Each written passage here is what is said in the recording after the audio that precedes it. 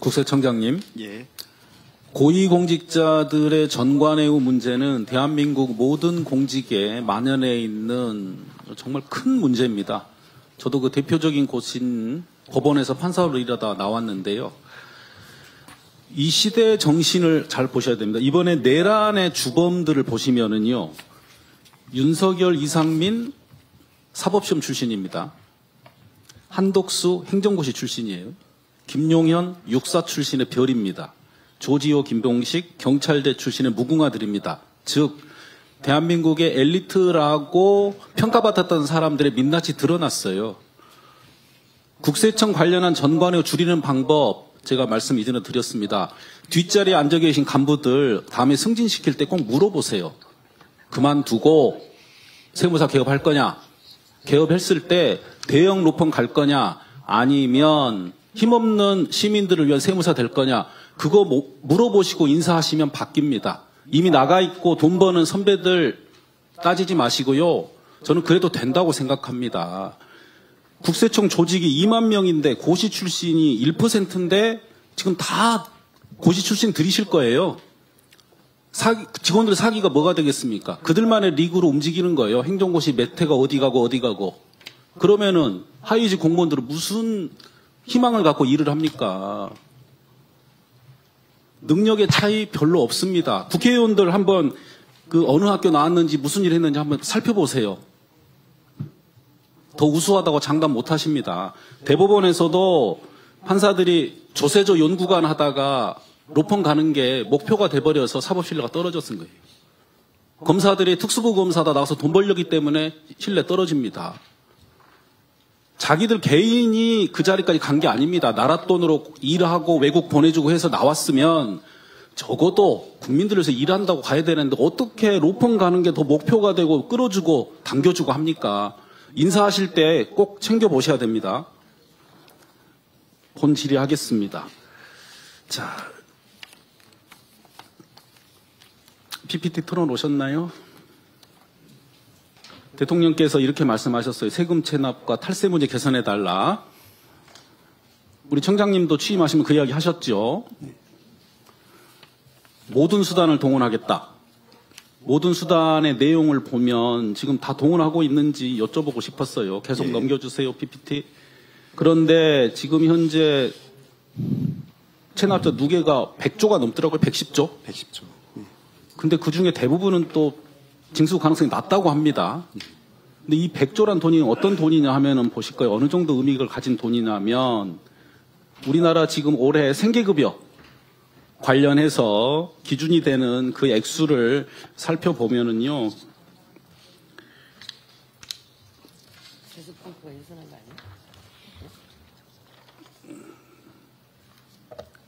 올해 생계급여 총 예산이 8조 5천억 원이에요. 내년에 9조 2천억 원이거든요. 110조를 이걸로 계산하면 12년 동안 드릴 수 있는 예산입니다.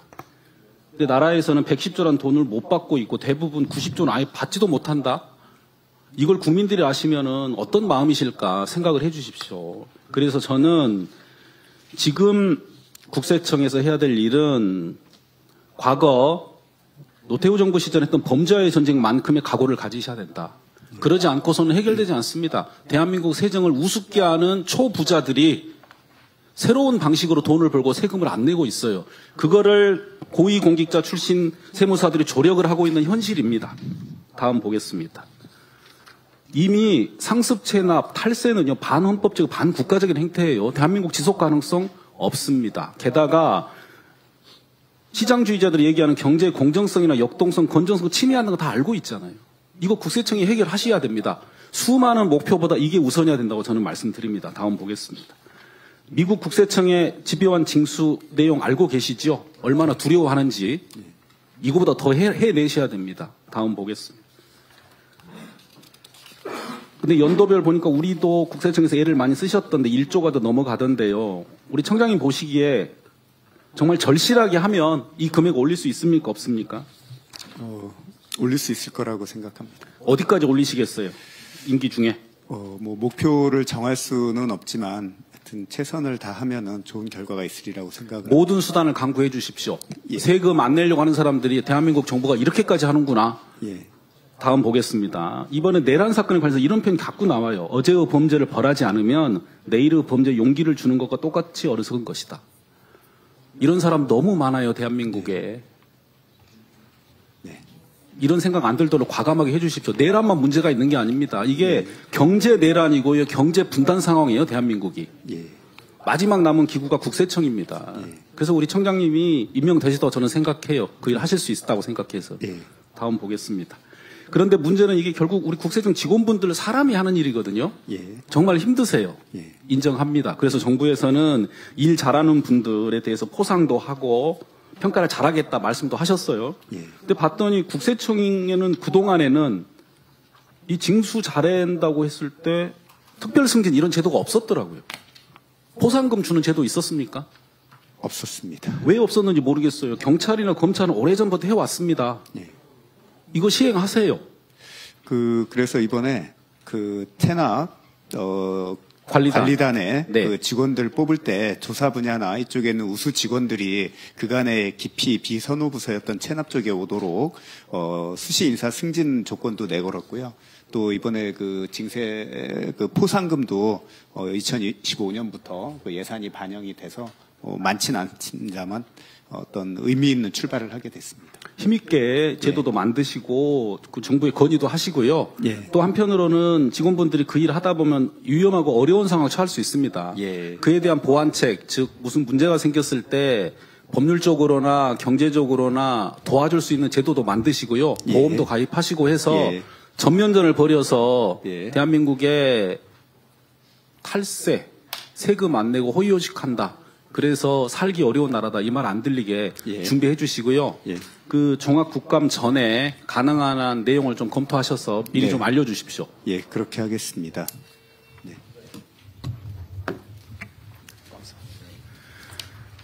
우리 국세청장님께 작년 국정감사 지적사항 이행 여부에 대해서 질의를 하겠습니다. 안 된 게 많은데요. 제가 오늘 말씀드리는 사항 정리하셔서 종합국감 전에 꼭 서면으로 보고해 주시기 바랍니다. 첫 번째, 작년에 말씀드린 것 중에 하나가 민간위탁관리위원회를 만들어서 민간위탁 노동자 근로조건 보호 가이드라인 만들라는 정부 지침 준수하라고 말씀드렸는데 여전히 안 하고 계세요. 작년에 같은 지적받은 환경부는 올해부터 하고 있습니다. 네. 이 지적을 재작년 김선미 의원이 작년에 제가 했는데 왜 안 되고 있는지 정확히 파악해서 알려주시기 바라고요. 예, 예.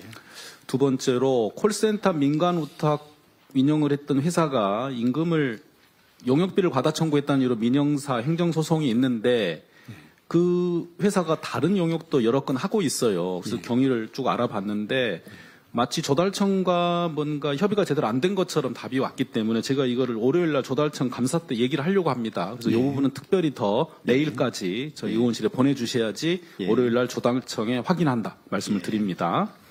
가장 중요한 게 유급 병가 제도 관련해서 말씀을 드려서 콜센터 직원분들 예. 시행을 한다고 했는데 내용을 봤더니 너무 내용이 적어요. 약하고. 그리고 저는 유급 휴가도 아니고 유급 병가를 이렇게까지 엄격하게 하는 회사를 그대로 유지하는 이유를 잘 모르겠습니다. 콜센터 일 얼마나 힘드신지 예측이 되십니까, 청장님? 예, 청장님이나 뒤에 앉아 계신 기관장님들 한 일주일 정도 하루 종일 한번 해보세요. 일주일만.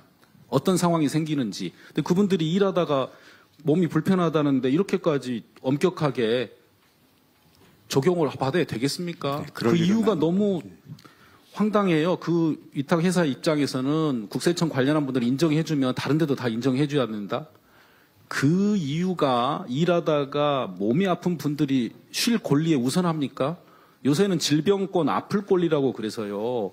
우리 인간이 모두가 아프고 조금 부족한 게 기본 권이라고 이렇게 개념이 확인돼 있을 정도입니다. 근데 일하다 아픈 분들 이렇게 대우해서는 안 됩니다.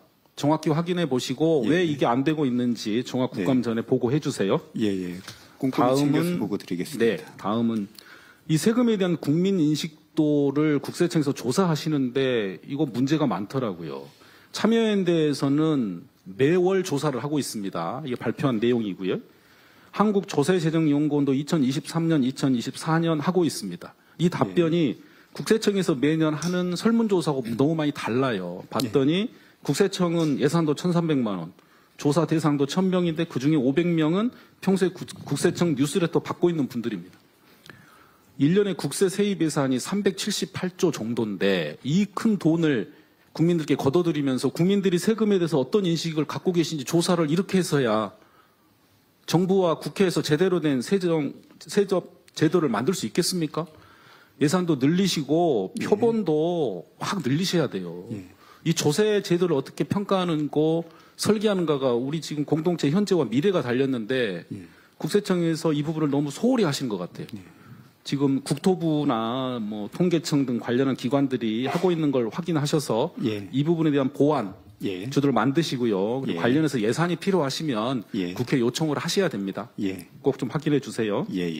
끝으로는 오늘 말씀 나온 것 중에 저는 세금이라는 것은 몇 가지 요건만 맞추면 액수가 정확하게 나온다고 생각하고 있습니다. 저도 지금까지 평생 세금 내면서 특별하게 이의제기한 적이 한 번도 없었던 것 같아서요. 근데 의외로 뭐가 좀 잘못됐다 해서 불복도 있고 환급도 하고 있는 것 같은데 그에 대한 평가가 왜 그렇게 됐는지 그리고 어떤 세목이 주로 많은지 그래서 매년 개선되고 있는지를 여쭤봤더니 정확하게 관리되고 있지 않다 이런 말씀을 들었어요.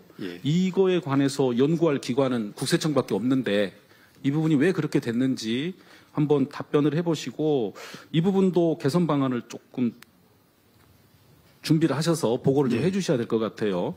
마지막 부분에 관해서만 우선 청장님이 말씀을 좀 해주시죠. 이 과운합 부분에 대해서는 이제 아까도 말씀드렸지만 이제 그 두 가지 유형으로 보시면 될 것 같습니다. 그러니까 이 납세자가 이 신고 과정에서 좀 오류가 있었던 부분하고 이제 우리 그 국세청에서 조사 등을 통해서 과세를 했던 것이 불복해서 이제 지는 그런 과정인데요. 어쨌든 두 군데 다 국세청의 책임감을 가지고서 이 대응을 하도록 하겠습니다. 결국은 뭐 세법이나 이런 게 좀 굉장히 복잡하고 또 비전문가한테는 어려운 부분이 있기 때문에 이 정확한 세금 계산에 애로사항이 있는 건 사실입니다만 뭐 그런 부분들에 대해서 우리가 이제 뭐 또 AI라는 새로운 그 수단이 나왔기 때문에 그런 걸 최대로 활용하고 해서 좀 고쳐 나가도록 하고요. 통계 부분은 그 말씀하신 거 바로 반영해서 그 세목별 또 유형별 이런 통계 관리해서 이 재발 방지에 활용하도록 하겠습니다. 네. 위원장님 1분만 마이크를 허락해 주시면 안 되겠습니까? 그거는 불가합니다. 그냥 마이크 없이 하십시오. 알겠습니다. 감사합니다. 공정입니다. 네. 그 세금에 대해서 이 이의신청이나 불복을 줄여나가지 않으면 저는 신뢰가 쌓이지 않는다고 생각합니다. 그 국민들께서 신고하거나 그다음에 통보받았을 때 정확히 모른다 이런 얘기를 말씀 많이 하시는데 세금 제도는 저는 단순해야 된다고 생각합니다. 우리가 어떤 일이 범죄가 되느냐 못지않게 이게 세금을 내느냐 그리고 어느 정도 내느냐가 정확해야 됩니다.